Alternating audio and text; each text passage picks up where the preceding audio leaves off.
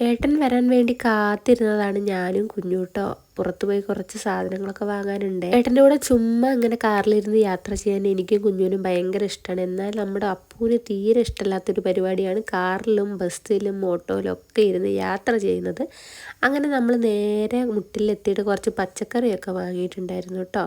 അങ്ങനെ അതിനുശേഷം കിട്ടാത്ത പച്ചക്കറി വേറൊരു പച്ചക്കറി കടയിൽ നിന്നും കൂടെ വാങ്ങി. നല്ല രീതിയിൽ എൻ്റെ സൗണ്ടൊക്കെ അടഞ്ഞിട്ടുണ്ട് കേട്ടോ. തൊണ്ടവേദനയും ജലദോഷവും തുമ്മലും ചീറ്റലൊക്കെയാണ് കേട്ടോ. പിന്നെ ഇതാണ് വടുകനെ കുറിച്ച് നല്ലൊരു ഡീറ്റെയിൽ വീഡിയോ വരുന്നുണ്ട്, എല്ലാവരും വെയിറ്റ് ചെയ്തോളി.